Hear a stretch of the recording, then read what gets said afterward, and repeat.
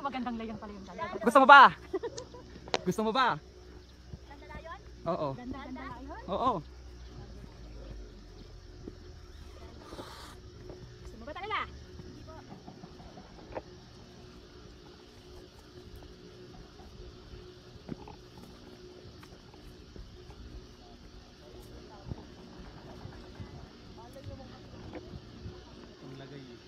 Ayan, nandito na po tayo sa gitna ng farm.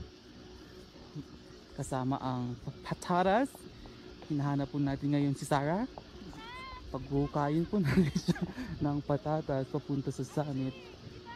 And finally, after 2 hours, we're here on top of Mount Timbak. Nakikita nyo naman kung gaano kaganda ang paligid. There's a 360 degrees view ng Cordillera Mountains. And the vegetable terraces are just artistic in the eyes. Yung weather napakalamig, mainit siya, pero malamig pa rin talaga.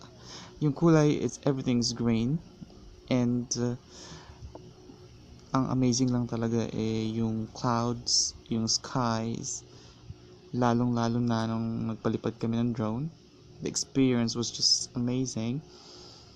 Kita nyo naman kung gaano kaganda, kung gaanong ka-fortunate ng Benguet to have these beautiful spots na nasa taas ng bundok.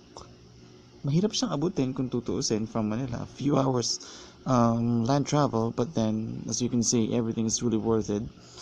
And maswerte ka rin kung may dala kang drone. You have the 360 degree shot. And for more stories, you can always visit siranglente.com.